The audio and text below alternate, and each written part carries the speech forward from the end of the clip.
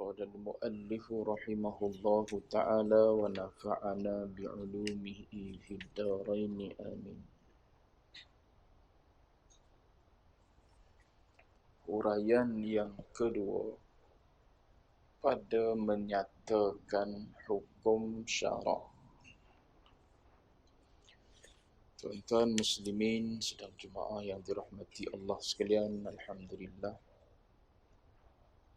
Pertama dan selama-lamanya panjatkan puji syukur pada Allah dengan izin taufik hidayah Allah Ta'ala juga. Pada malam ini kita sambung lagi bacaan kitab Risalah Al-Misbahil Munir fi Ma'rifatillahil Qadir. Kita masuk pada huraian yang kedua. Huraian kedua, ketiga dan keempat ni dia nak cerita pada kita berkenaan dengan beberapa jenis hukum, supaya kita boleh beza antara tiga jenis hukum. Ada hukum syarak, ada hukum adat, dan ada hukum akal. Dalam Usuluddin ni dia main dengan tiga hukum ni. Jadi dia nak terangkan dulu satu-satu kenaan dengan jenis hukum ni. Jadi dalam huraian yang kedua dia kata nak menyatakan dulu hukum syarak. Apa hukum syarak? Maka bermula makna hukum itu ialah keputusan. Dan makna syarak itu undang-undang ataupun kita panggil peraturan. Jadi hukum syarak kena kepada perkara yang diputuskan oleh syarak. Undang-undang, peraturan-peraturan yang diputuskan oleh syarak. Siapa yang memutuskan hukum tersebut? Pemilik kepada syariat itulah. Allah Ta'ala adalah syari' hakiki, kita panggil. Allah Ta'ala adalah pemilik syariat yang hakiki. Tapi ada juga hukum yang mari daripada Nabi, melalui hadis-hadis Nabi. Lalu Nabi ni digelar sebagai syari' juga. Tapi syari' majazi dia panggil. Dua lah. Allah Ta'ala yang hakiki. Nabi ni majazi. Ambil daripada Allah lah yang hakikinya. Apa yang Nabi halalkan. Apa yang Nabi haramkan. Apa yang Nabi wajibkan, sunatkan, haruskan, makruhkan, haramkan. Itu walaupun nampak zahirnya keluar di mulut Nabi lah. Tapi pada hakikatnya, ia memutuskan hukum tu. Wajib ke, sunat, haram, makruh, harus, semua tu pada hakikatnya Allah Ta'ala. Bukan Nabi memandai-mandai, tidak. Jadi syari' hakikinya adalah Allah. Adapun Nabi syari' majazi. Baik. Maka makna hukum syarak itu dari sudut istilahnya keputusan, undang-undang, perkara yang diputuskan oleh Allah ataupun oleh Rasulullah lah. Oleh Allah secara hakikinya, oleh baginda Nabi secara majazinya.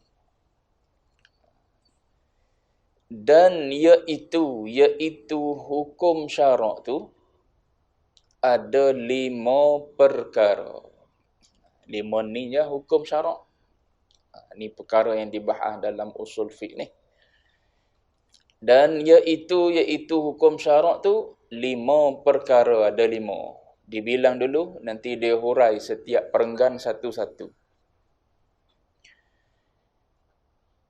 Wajib, sunnah kita panggil. Kita baca sunat. Kalau baca ikut Arab, sunnah. Sebab wajib tu Arab. Sunnah, haram, makruh, harus. Pak yang awal tu Arab belaka. Yang hujung tu Melayu. Pelik. Dah. Wajib tu Arab. Sunnah tu pun Arab juga. Haram pun Arab. Makruh pun bahasa Arab. Yang hujung tu harus bahasa Melayu. Arab panggil apa? Mubah. Tu Arabnya. Tapi dia tak berubah Arab sini. Sebab apa? Tak jadi kebiasaan kot dalam bahasa Melayu kita menggunakan mubah pada perkara yang harus. Dia jadi kebiasaan di lidah kita, wajib, sunat, haram, makruh, kita duk guna dah. Sebut makruh tu bahasa Arab tapi kita boleh faham. Sebut wajib tu bahasa Arab tapi kita boleh faham. Tapi bila sebut mubah, nganga rasa. Ni benda mubah ni tak faham lah kita. Tapi kalau sebut harus, orang faham. Sebab tu dia pun sebut, tulislah di sini, harus tu satu bahasa Melayu. Patutnya kalau nak gabung Arab belaka, hujung tu mubah. Baik. Dan erti wajib. Tengok mari hukum wajib dulu. Dia definisikan dulu. Dan erti wajib syarak. Yakni wajib pada syarak. Ialah barang yang dituntut perbuat. Disebut dituntut tu maklumlah. Bila disebut dituntut, dia tak nyatakan siapa yang menuntut tu. Maklumlah. Pada kita yang menuntut tu ialah Allah lah. Sebab Tuhan empunya syariat. Jadi dia tak sebut Allah Ta'ala pun kita tahu sendirilah. Sebab ni kita duk berbicara tentang syariat ni. Tuhan punya syariat ialah Allah Ta'ala. Jadi yang menuntut kita sama ada tuntut tu tuntut wajib ke ataupun sunat ke, haram, makruh, harus, semuanya Tuhan punya syariat ni lah, iaitu Allah Ta'ala. Jadi walaupun dia tak nyatakan dituntut, dia pakai sirah dia pakai bina majhul, tapi kita tahu dengan sendirilah sebab Tuhan empunya syariat ni Allah. Jadi barang yang dituntut, yakni dituntut oleh Allah Ta'ala. Allah Ta'ala yang tuntutnya. Tuntut apa? Tuntut perbuat akan sebagai tuntutan yang putus. Gitu yang wajib. Allah Ta'ala tuntut supaya kita buat sesuatu itu dengan tuntutan yang putus. Tuntutan yang jazam. Talaban jaziman dia panggil. Tuntutan yang putus. Tengok dia nak hurai apa makna tuntutan yang putus tu. Sekira-kiranya, sekira-kira tu dipanggil taswir. Nak menggambarkan ataupun nak mensurahkan. Nak memahamkan kita bagaimana tuntutan yang putus tu. Sekira-kiranya dijanjikan dengan beri pahala atas mengerjakan tuntutan tadi tu. Dan siksa, yakni dan dijanjikan siksa atas yang meninggal akan dia dengan ketiadaan uzur. Kait satu lagi. Kait satu lagi. Dengan ketiadaan uzur. Itu wajib. Wajib ni sesuatu yang dijanjikan dengan beri pahala kalau kita buat. Dan kalau tak buat pula, dijanjikan dengan seksa. Tapi dengan syarat lah, tinggal tu kait. Tinggal tu dengan ketiadaan uzur. Maknanya kita boleh faham, kalau tinggal dengan sebab uzur, tak apa. Tinggal dengan sebab uzur, tak ada masalah. Macam kita baca tafsir di Masjid Jami'ul Ihsan. Di Masjid Jami'ul Ihsan itulah. Ayat berkenaan dengan puasa. Faman kana minkum maridan. Allah Ta'ala sebut tu. Asal awal ayat, di pangkal ayat tu, Allah Ta'ala sebut umum kepada semua orang beriman. Ya ayyuhalladzina amanu kutiba alaikumus siyam. Faman syahida minkumus syahra falyasum. Kata Allah. Ayat atas sebut kutiba alaikumus siyam. Umum pada semua orang yang beriman. Lepas tu ayat bawah sikit sebut siapa-siapa yang menyaksikan bulan tu. Maknanya berada dalam bulan Ramadan tu. Maka falyasumhu. Maka wajib atas dia kena puasa.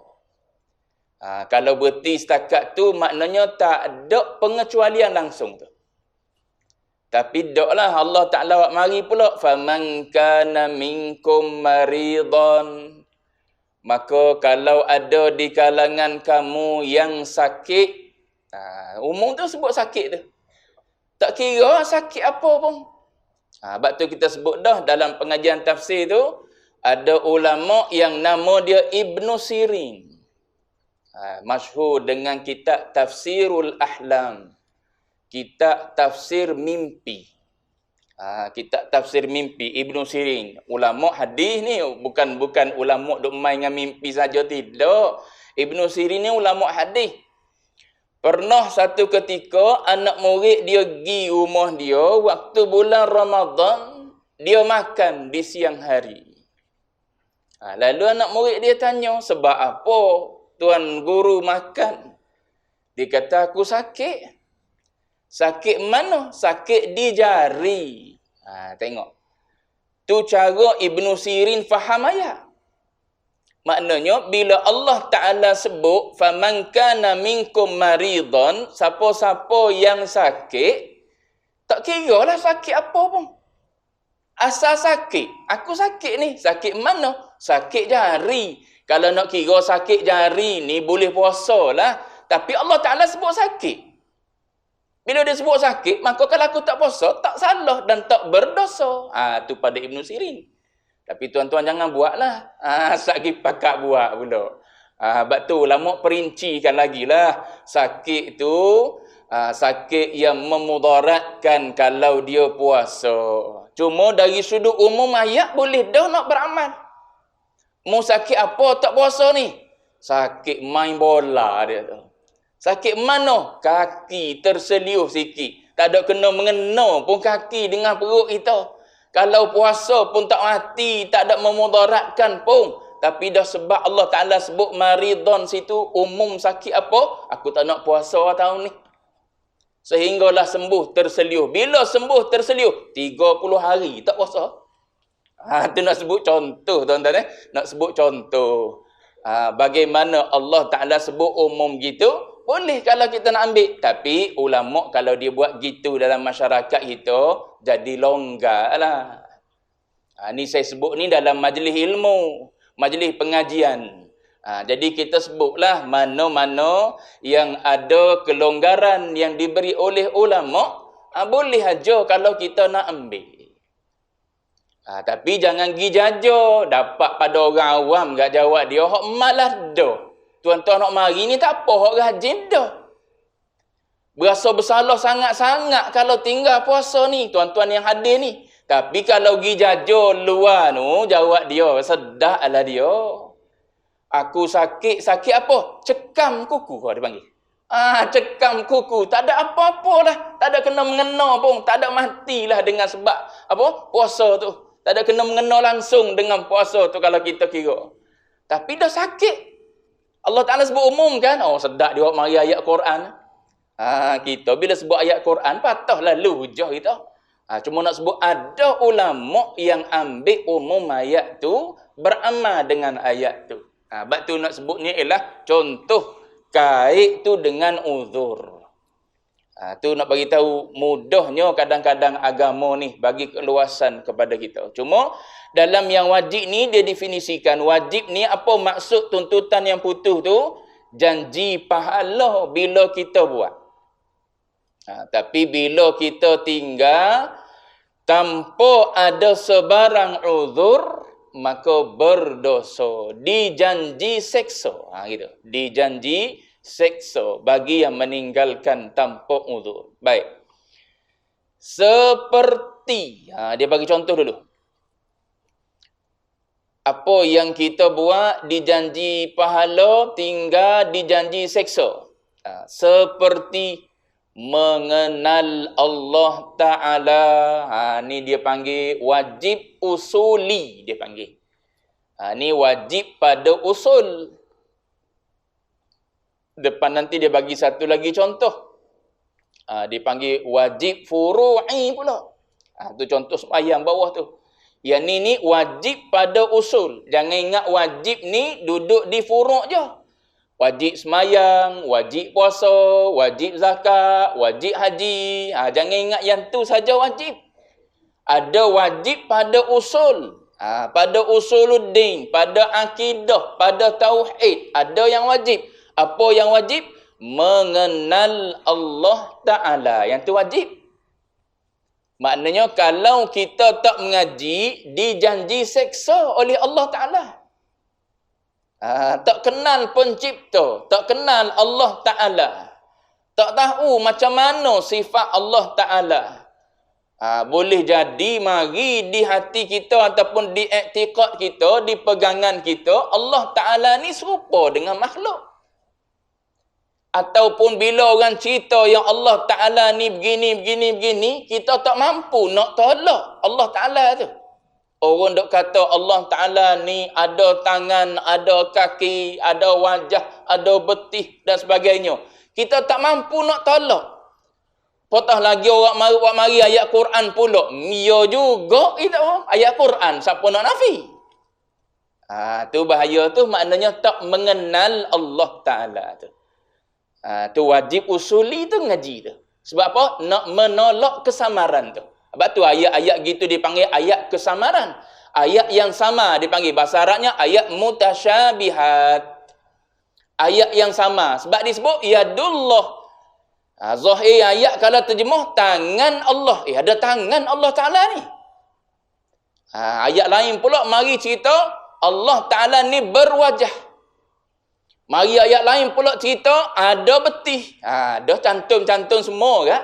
Supaya kita dah. Padahal ayat tu ayat yang ada kesamaran. Kesamaran. Bila ada kesamaran, nak kepada ilmu untuk tolak kesamaran tu. Kalau kita berpegang Allah Ta'ala serupa dengan makhluk, maknanya kita tak beriman dengan ayat laisa kamithlihi syai'. Jadi ulama ni dia himpun semua. Ayat yang kata laisa kamithlihi syai' pun kita nak beriman. Ayat yang Allah Ta'ala kata yadullah ke, ayat wajah ke, ayat betih ke, ayat apa ke, pun ayat Allah Ta'ala juga. Nak himpun belaka tu. Tu kena lalu melalui ilmu. Macam mana ulama hurai ayat-ayat ni? Melalui usuluddin lah. Nanti depan nanti dia ceritalah. Satu-satu ni baru nak cerita bab hukum baru. Kalau sempat kita baca, tak sempat kan? Dah. Gitu. Setahun dah ni. Setahun dah. Tak apa, kita kayuh selu-selu. Lama-lama sampailah di janda baik. Minum kopi ladang situ. Baik, mana tadi? Contoh dulu. Wajib usuli ni. Wajib ngaji ni. Wajib ngaji mengenal Allah Ta'ala. Wajib mengenal Allah Ta'ala. Macam mana cara kita nak mengenal Allah Ta'ala? Kalau kena melalui ngaji, maka ngaji itu jadi wajib.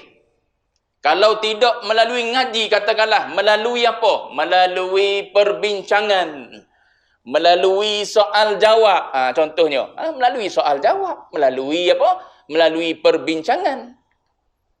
Kalau kita kena tahu mengenal Allah Ta'ala ni melalui ngaji, maknanya kena pergi ngaji.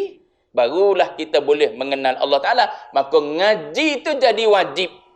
Sebab kita nak mengenal Allah Ta'ala tu wajib hukum dia. Sebab tu usuluddin ni satu ilmu yang wajib, bukan sunat. Adapun matematik tu sunat je.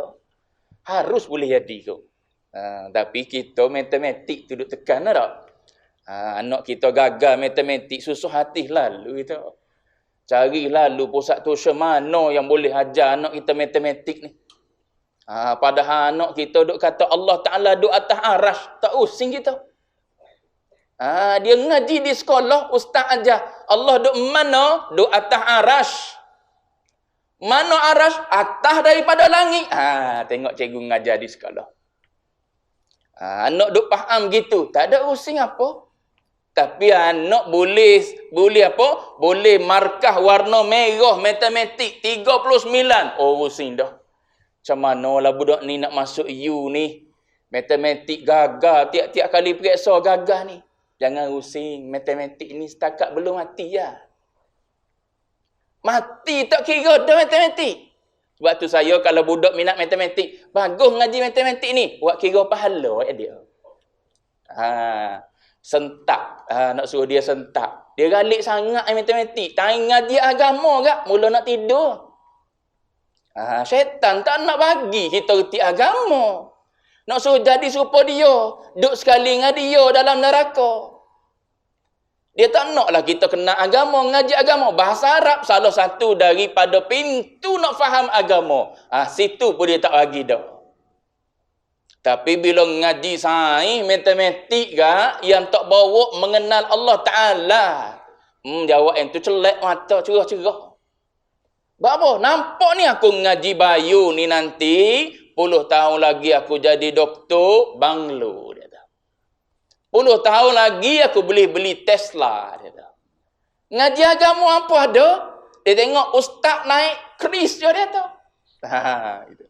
Saya selalu bagi tahu awak ni tengok asatizah macam apa? Macam miskin. Awak tak tahu. Asatizah ni dia pergi ngajar, awak tak tahu dalam sampul dia dapat berapa. Saya nak suruh dia jadi asatizah. Cuba awak tanya dia. Berapa dia dapat? Dia ngajar tak lama, maghrib isyak je. Tapi orang bayar pada dia 150 ke atas orang bayar. Cakap 40 minit, 35 minit, tak sampai sejam pun. Awak kali, saya kata. Kali, ni yang bukan selebriti ni, saya kata ni. Bukan selebriti, masuk dunia jak dengan budak-budak. Ni bukan selebriti. Kali 30 malam kalau dia mengajar. Kali lagi dengan duha, kali lagi dengan kuliah subuh, kali lagi dengan kuliah muslimat, kali lagi dengan kuliah apa-apa. Ceramah umum sempena itu, sempena ni dan sebagainya. Ni ustaz biasa. Baru dia nganggur. Oh, banyak punya ustaz dia tu. Tu yang kita buat tempat saya mengajar tu lah. Bawa dia pergi berlatih jadi khatib. Hari Jumaat bawa budak tingkatan 5 pergi jadi khatib di surau-surau Jumaat tertentu. Suka dia boleh sampul. Tak apalah, biar dia mula gitu dulu. Suka dia boleh sampul. Saing dia member dia yang pergi tempat lain, mau boleh apa? Aku tak dapat lah. Tu dia, ada yang dapat, ada yang tak dapat. Tu dia mari rasa sedih lah tak dapat. Tak apalah, biar mula-mula dia tahu. Orang agama ni ada nilai. Dia duk berasa dia ngaji bio, fizik, kimia saja. Dia nampak 10 tahun nanti dia akan kaya. Dia tak nampak asatizah yang kaya ni. Kalau selebriti tak bayar 150. Kau tahu tak bayar berapa selebriti? Tak bayar 150. Jauh lebih daripada tu lagi kalau selebriti. Awak tak layak jadi ustaz cabut macam saya dia. Sebab awak ni budak-budak selected ni. Budak-budak pandai. Berbagai bahasa awak ngaji. ada Perancis, ada Cina, ada Arab, ada Inggeris, ada Melayu. 5 bahasa awak belajar. Awak tak patut jadi ustaz cabut. Awak jadi PU, imam muda. Apa lagi? Bubuh gila istilah apa? Setakat nak hidup mewah, boleh je. Tapi betul niat. Kita masuklah. Betul niat. Ikhlas pada Allah Ta'ala tapi bukan kerana benda tu. Ngajar. Bila kita ngajar, kita bawa agama, duk mana pun rezeki ada. Tak semestinya ada CJ. Tu yang duk masuk dalam radio Aikim tu. Slot bahasa Arab tu, Hayya bil Arabiyah tu. Ustaz Asyafizu tu. Orang duk tanya dia tu. Alim bahasa Arab tu. Cakap bahasa Arab tu. Cair di mulut. Tapi orang tanya dia, Ustaz, kenapa Ustaz tak sambung master PhD? Duk di universiti jadi pensyarah. Dia kata, saya tak lalu universiti ngaji. Bukan ada BA ni. Kalau ada BA, bolehlah sambung master, sambung PhD. Nak beritahu orang alim tak semestinya ada BA.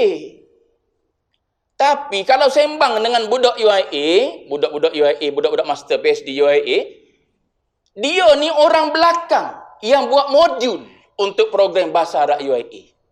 Pensyarah panggil duduk sekali dengan dia. Walaupun dia orang yang tak ada BA, tak ada master PhD, tapi alim. Tu kata. Boleh masuk radio oleh-oleh.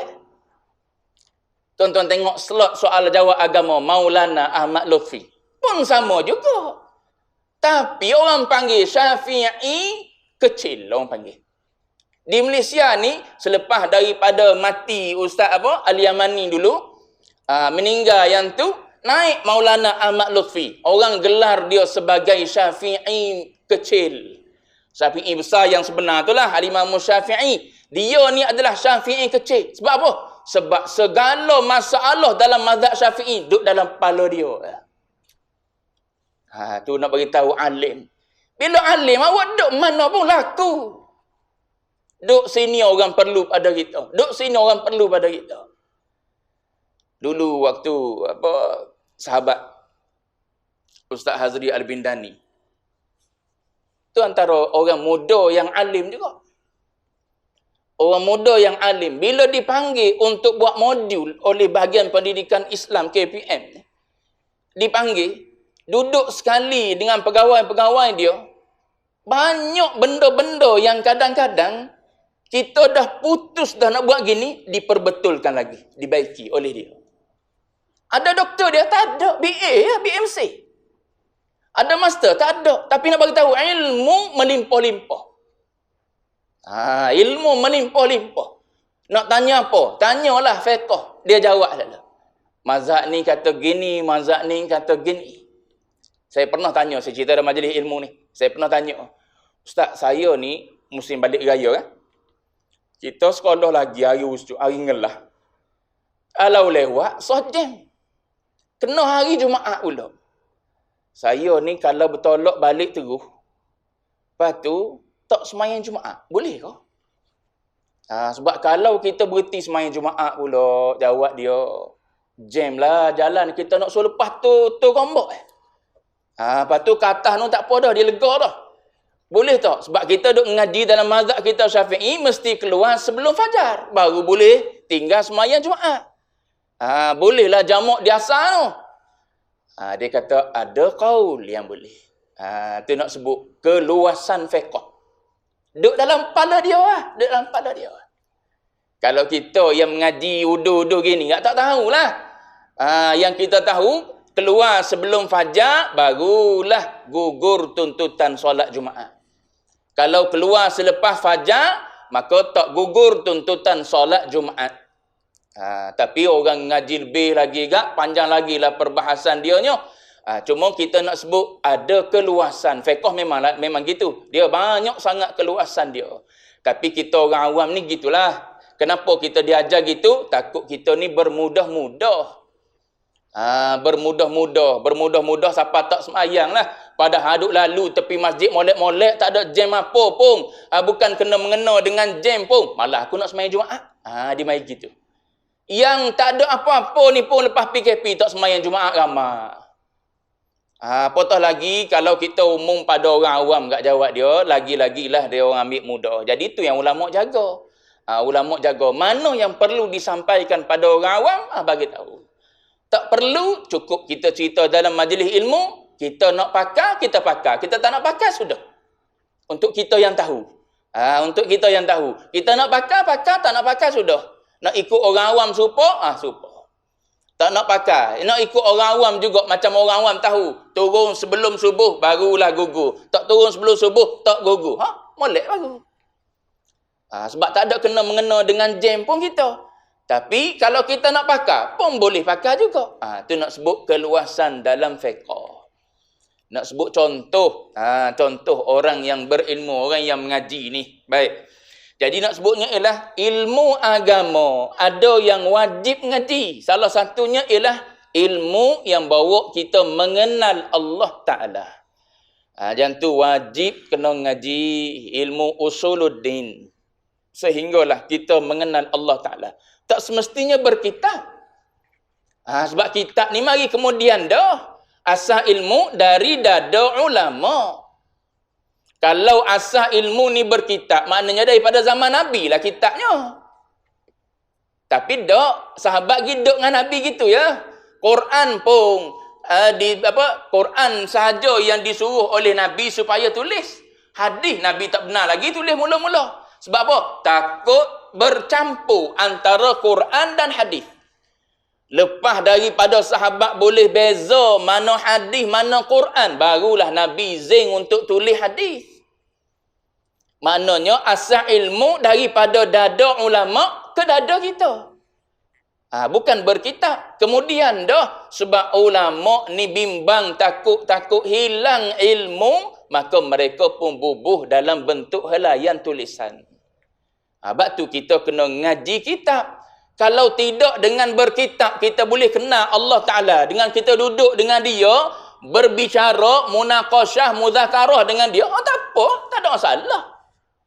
Sebab tu kata, kalau dengan kita duduk dengar soal jawab agama, orang duduk kata Allah Ta'ala duduk atas aras, kita pun carilah huraian ulama Ahlus Sunnah wal Jamaah, dia pun jawab melalui YouTube tu. Kita pun faham, gini sebenarnya kefahaman yang betul Ahlus Sunnah, pegangan Ahlus Sunnah, Ar-Rahmanu 'alal 'arsy istawa contohnya, okey lah dengan YouTube. Tak payah turun daripada atas ke bawah. Tapi kalau tak ada dalam YouTube tu, kecuali yang adanya cara pengajian berdepan berkitab, maka wajib turun.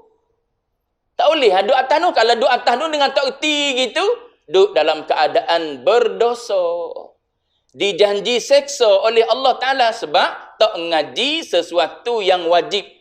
Apa yang wajibnya? Mengenal Allah Ta'ala. Ilmu tu nak menyampaikan kepada mengenal Allah Ta'ala juga wajib. Dia mala yatimul wajib illa bihi fahuwa wajib. Asal yang wajibnya ialah nak mengenal Allah Ta'ala. Melalui jalan mana kita boleh mengenal Allah Ta'ala? Melalui ngaji. Maka ngaji itu jadi wajib. Gitu. Baik. Jadi dia bagi contoh dulu. Seperti mengenal Allah Ta'ala. Itu wajib pada usuli dia panggil.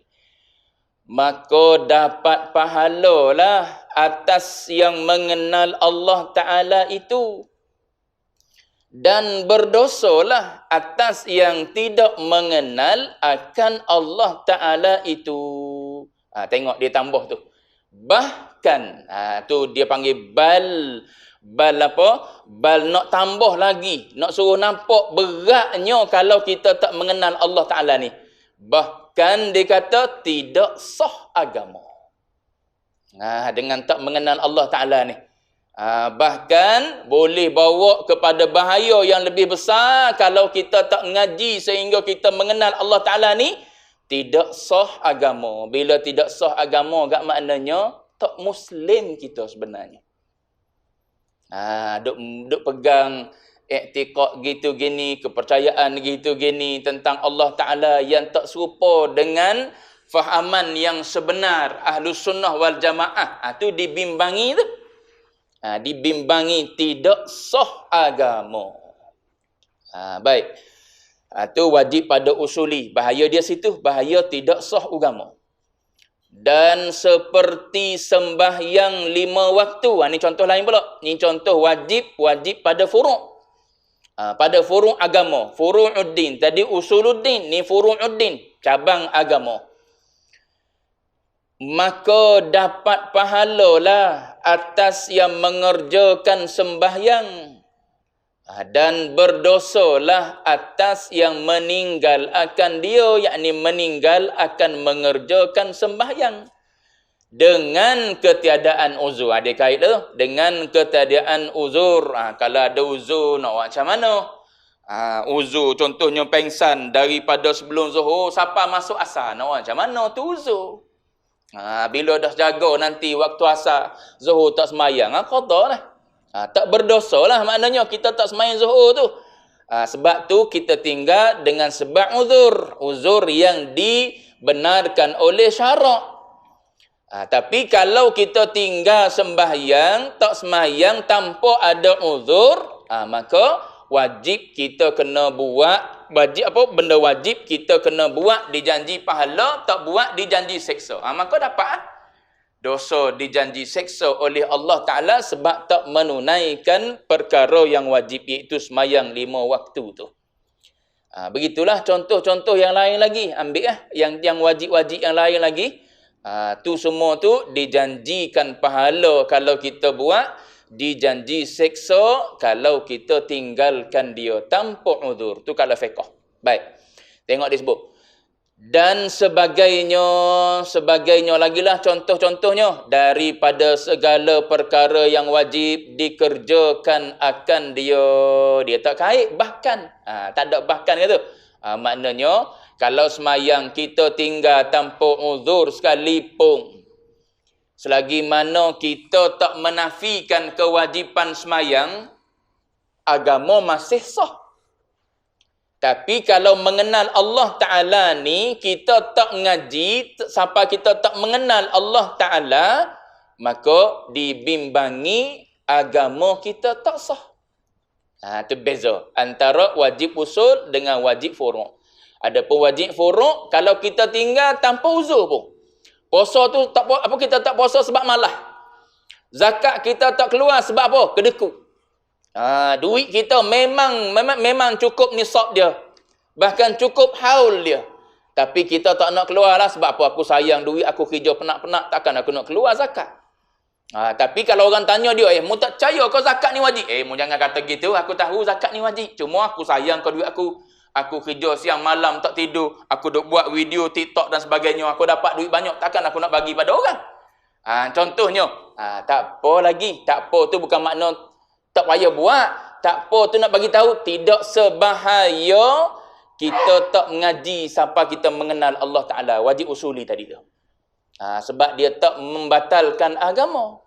Adapun yang wajib usuli tu membatalkan agama. Adapun yang furu' ni, selagi mana kita tak menafikan hukum wajib kepada tak wajib, tak apa.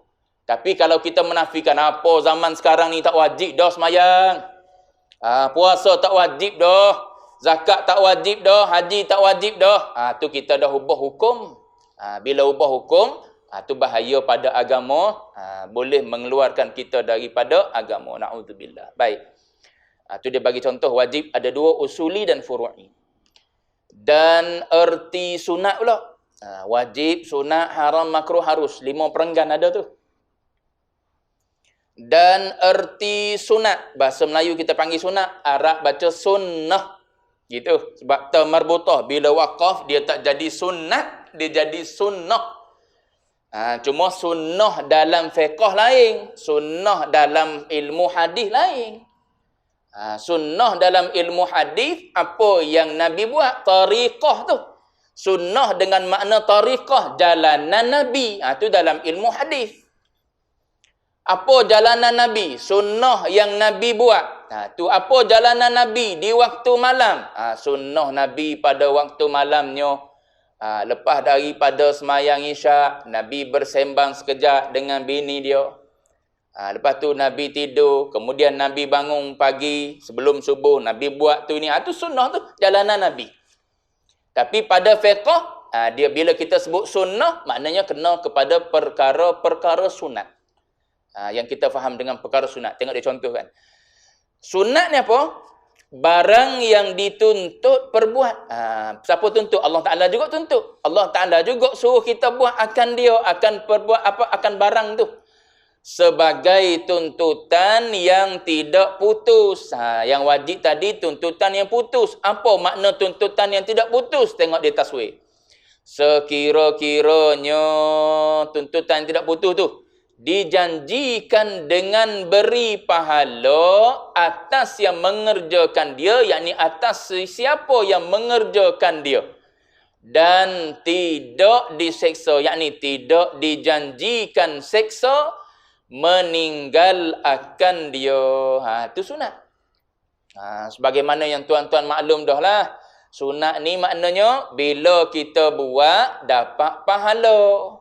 Kalau kita tak buat, tak dijanjikan seksa. Maknanya agama ni mudah ya sebenarnya. Maknanya apa yang wajib lah kalau kita nak buat yang wajib saja.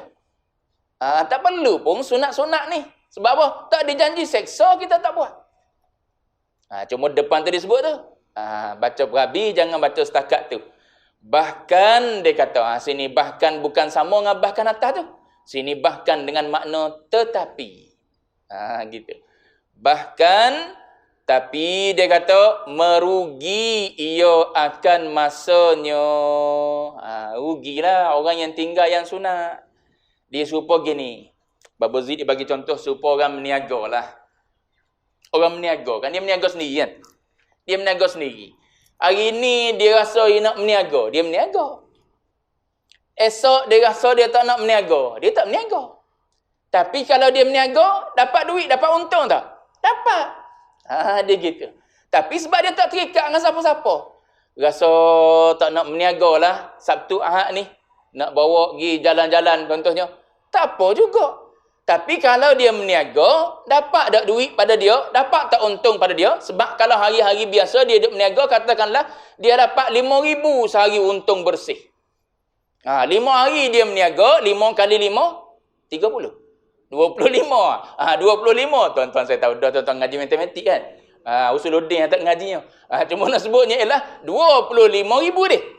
25,000 dah dapat. Oh, dia kata banyak dah 25,000 ni. Sabtu Ahad ni kita pergi Cameron Highland lah dia kata. Kita pergi jalan-jalan lah bersia-sia. Tapi kalau dia memilih 25 ni, kalau bagi kepada anak-anak, tak banyak pun ni. Kalau nak masuk you, nak pergi situ, nak pergi sini, ngaji lagi ni. Meniaga lah. Meniaga. Dia meniaga hari Sabtu, dapat pula 5,000 untung. Tapi kalau dia tak meniaga, tak dapat apa-apa. Gitulah perkara sunat ni. Kalau kita nampak, bukan nampak perkara sunat ni, masalah dia kita duk nampak pada lelah. Tu ulama sebut. Perkara sunat ni, kita nampak pada lelah beramal. Sebab tu kita tak buat. Tapi kalau kita nampak pada ganjaran, jawab dia kita akan buat. Sebab apa? Pahala besar. Allah Ta'ala janji pahala. Tapi tak sebesar, tak setanding dengan yang wajib lah. Sebab tu ada hadis-hadis yang lain lagi. Cuma nak sebutnya ialah, pahala tetap dapat. Kita buat yang sunat. Tapi kenapa kita memandang mudah pada yang sunat? Sebab kita memandang pada lelah buat yang sunat tu. Lelah semayang sunat, cukup semayang fardu ialah 5 kali sehari. Tak apa. Kalau kita berasa cukup dengan fardu, tak berdosa dah, tak dijanji dengan seksa dah kita tak semayang. Yang lain-lain tu. Tak semayang sunat sebelum, sunat selepas, tak nak bangun qiyamul lail, tak nak bertahajud, tak nak bertasbih, tak nak terawih nanti. Sebulan orang duk terawih, kita tak nak terawih lah. Aku nak tengok cerita dalam TV je. Lepas daripada berbuka puasa, semayang turun, semayang isyak berjemaah, balik naik tengok TV je. Sampailah pukul 11 tidur, nanti bangun sahur puasa pula esok. Gitu je seharian kita 30 hari. Tak apa, tak ada apa-apa. Tak dijanji seksa. Cuma kita tuan-tuan orang-orang yang soleh ni berasa tak kenanya kalau tak semayang tarawih dia. Tu maknanya jiwa comel dah tu. Jiwa yang comel tu maknanya ada jiwa yang cantik dah tu dalam diri tuan-tuan tu. Berasa yang sunat kalau tak buat berasa tak kena. Orang yang jiwa tak elok, tak baik, yang wajib dia tak berasa apa lagi tinggal. Tak semayang, tak ada rasa bersalah apa. Tak pakai tudung, tak ada rasa apa. Kita ni Terbuka sikit berasa, tak sedap rasa. Pakai baju singkat padahal tak terbuka lagi auratnya. Tapi pakai baju singkat tu, namakan aku rokok, aku sujudkan terbuka, berasa tak sedap dah kita. Pakai ina alik dalamnya. Tu orang yang jiwa dia baik tu, comel tu jiwa tu. Ada pun orang yang jiwa tak baik, dia tak pandang benda-benda gitu. Cuma nak sebutnya dari sudut wajib, tak banyak pun yang wajib. Yang sunat tu yang banyak. Jadi, yang sunat ni dijanji pahala kalau kita buat. Kalau tak buat, tak dijanjikan seksa. Tapi dia kata merugilah masa yang ada pada kita. Maksud masa ni umur yang Allah Ta'ala bagi pada kita. Nak habis mana? Sebab yang wajib ni 5 je kalau sembahyang. Kalau satu fardu 4 rakaat tu katakanlah 10 minit, 10 katakanlah kali dengan 5, 50 minit je kita sembahyang. Lepas tu yang lain lagi nak buat apa? 50 minit tu satu hari kita sembahyang. 50 minit tak sampai sejam lagi. Lepas tu 23 jam 10 minit lagi tu nak duk buat apa? Nak duk main game ya, nak jadi gamers contohnya. Tak ada apa. Tak ada apa sebab apa? Sembahyang molek dah. Mari bulan puasa kita lengkap 30 hari, 29 hari bulan Ramadan. Mari cukup harta kita keluar zakat, tapi sedekah minta maaf lah. Orang bawa lah tabung apa, uncang apa. Ni untuk Palestin. Kumung lah Palestin tak Palestin pun. Orang bawa tabung ni sahabat kita kena kebakaran. Biarlah dia kena kebakaran, bukan aku. Tak ada apa. Sebab apa? Sunat. Tapi yang wajib dia buat dah. Tak ada apa. Cuma rugi. Duit duk banyak dalam bank berbilion-bilion kan. Tun Daim Zainuddin kan. Berbilion-bilion. Nak buat apa? Dia bagi derma situ, derma sini. Kan daripada benda sunat tu kita boleh kutip pahala yang banyak lagi. Sebab tu dia kata walaupun yang sunat tu dijanjikan pahala buat, tak dijanjikan seksa oleh Allah Ta'ala kalau kita tak buat. Tapi merugilah kita, merugi masa. Kerana yang sunat itu setengah daripada tawaran Allah Ta'ala. Supaya musim tawaran lah. Sekarang ni tawaran apa? New Year banyak tawaran. Ribat ke ribet? Orang putih panggil ribet, orang Melayu panggil ribat. Gitu. Ribet kalau beli kereta 5,000. Kalau beli tengah tahun tak ada 5,000. Nak yang mana? Mestilah orang cari yang apa, yang ada rebate 5,000. Sebab apa? Yang 5,000 tu aku perlu tambah sikit lagi untuk cukupkan 10% sebagai down payment dia. Maknanya orang tu bijak. Gitulah ibarat dia. Kita yang sunat-sunat duduk depan mata kita ni, itu adalah tawaran daripada Allah Ta'ala. Kalau kita ambil, umpama kita ambil tawaran yang manusia duk buat tu. Ni sale 70%, yang ni sale 50%, yang ni sale berapa persen. Padahal tak sale pun dia untung dah. Daripada situlah sale tu pun dia untung banyak lagi. Contohnya orang berniaga gitulah kan. Cuma nak sebutnya ialah Allah Ta'ala tak serupa lah dengan orang berniaga ni. Dia tak ada kepentingan apa-apa. Orang berniaga ni ada kepentingan dia. Walaupun dia buat sale, dia ada untung lagi. Sebab dia ada kepentingan dalam perniagaan dia. Allah Ta'ala bukan jenis macam makhluk ni nak kepentingan. Semua kepentingan tu adalah untuk hamba. Jadi dia tawarkan. Kalau mu sembahyang sunat, bangun malam, maka pahalanya sekian-sekian. Mulazimi dia di waktu malam saat orang tidur, nanti alam barzah kau akan terang benderang. Mu baca Quran, nanti Quran akan jadi hujah pada kamu. Dia akan jadi peguam bela pada kamu. Dia akan duduk di kepala kamu nanti. Qiyamul lail kamu akan duduk di kaki kamu nanti. Kalau malaikat mari di sebelah kepala, Quran akan bangun. Aku tak akan benarkan engkau tanya fulan bin fulan ni. Mu tanya aku, biar aku jawab. Kalau mari kau sebelah kaki, Qiyamul lail kata, mu jangan tanya dia. Mu tanya aku, biar aku tolong jawab. Sebab dia menggunakan aku, kaki, untuk berdiri di waktu malam saat orang lain tidur. Quran kata, dia saat orang lain duk baca WhatsApp, dia baca Quran. Maka aku akan jadi hujah pada dia. Tu kelebihan dia. Kelebihan yang lebih lah Allah Ta'ala bagi bila kita buat yang sunat. Adapun baca Quran, tak wajib. Kecuali Fatihah. Fatihah tu pun wajib bila? Dalam semayang je. Tuan-tuan nampak mudah dia. Oh, kalau kita kata ngaji, tu kata sebut dalam majlis ilmu. Tuan-tuan jangan pergi sebut di luar, sebut luar. Gak pakat tak cari tok guru ngaji lah. Rugilah ustaz-ustaz kita duk ngajar ngaji. Dia duk boleh dah yuran orang duk bayar 50, 100 bulan. Oh, tak wajib ngaji kita. Tak ngajilah dia. Tu jangan sebut luar orang awam. Orang awam kita kena cerita, kena ngaji Quran, mu tak erti Quran. Macam mana mu ayat Quran Allah Taala waktu kalam Allah mu tak pandai. Kita kena sebut gitu pada dia. Biar dia mari hemah nak ngaji. Sebut pada anak-anak gitu, tak wajib ngaji Quran. Suka dia main game lah. Sebab yang wajib Fatihah je. Tu pun wajibnya dalam solat. Kalau orang tu tak solat, tak wajib lah. Kalau katakanlah tak ada semayang fardu, maknanya tak wajib lah. Tapi sebab kita nak semayang fardu, salah satu daripada rukun semayang fardu ialah baca Fatihah. Tak sah Fatihah, tak sah semayang. Maka wajib ngaji tajwid untuk betul Fatihah. Selebihnya nak betul rukun-rukun semayang lah. Tasyahud akhirnya. Gitu.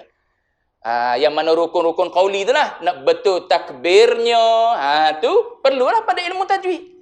Sebab tu ngaji ilmu tajwid tak fardu ain. Sebab apa? Sebab selagi mana kita tak terjun nak ngaji, tak perlu ngaji ilmu tajwid. Tapi sebab kita nak baca Quran. Bila kita nak baca Quran, dia akan terlibat dengan betul salah pada baca. Bila salah baca berdosa. Sebab dia kalam Allah Ta'ala. Tergugur satu huruf pun berdosa dah. Haram perbuatan kita tu. Jadi nak suruh betul dengan tajwid, tak gugur walau satu huruf. Sebab setiap huruf Quran tu ada hak dia. Kita kena beri hak dia. Maka wajib ngaji ilmu tajwid. Jadi fardu ain lah bila kita nak ngaji. Kalau kita tak nak ngaji Quran, tak wajib ngaji ilmu tajwid. Dia gitu. Berkait-kait gitu. Baik, jadi yang sunat ni adalah tawaran daripada Allah Ta'ala. Maka yang menolak tawaran itu adalah ia sangat rugi. Sebagaimana kita tolak les tu lah. Sale yang dibuat di mall-mall tu. Seperti apa dia contoh? Saya baca sampai bawah tu peringat dia. Seperti esok cuti dia. Esok cuti. Kau nak gimana? Seperti sembahyang sunat rawatib. Sembahyang sunat rawatib ni sembahyang sunat kapit fardu. Maknanya yang sebelum dan yang selepas fardu. Lepas tu dipecah dua pula tu rawatib. Ada yang muakkad, ada yang ghair muakkad. Tu tuan-tuan tengok ngaji dalam fiqh lah. Dan sunat tahajud. Sunat tahajud, sunat mutlak yang dibuat selepas daripada bangun tidur di waktu malam.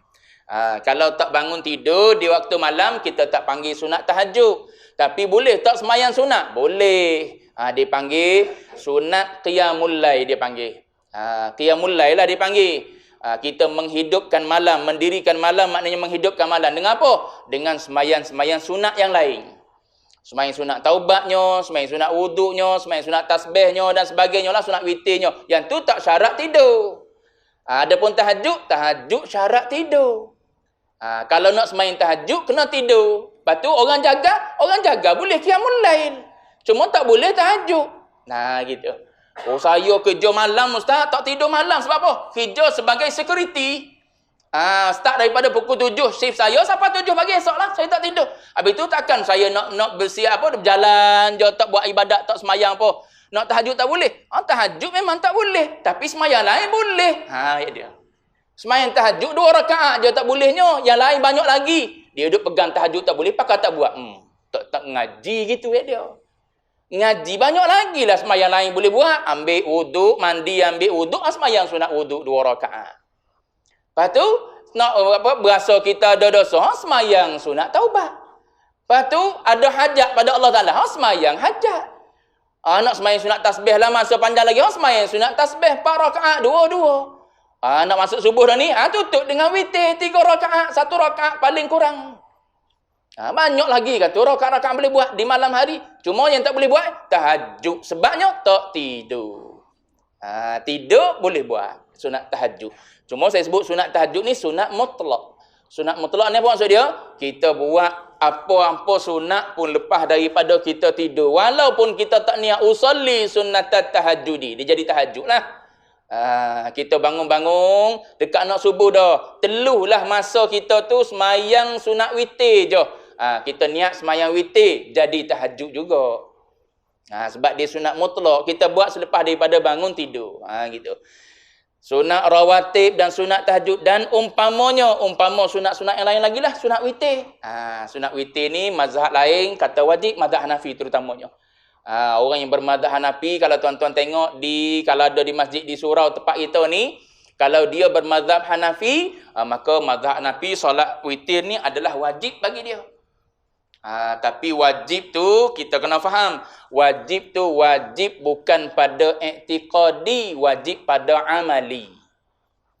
Bukan wajib pada i'tiqadi. Kalau wajib pada i'tiqadi, maknanya dia menambah satu lagi kewajipan solat.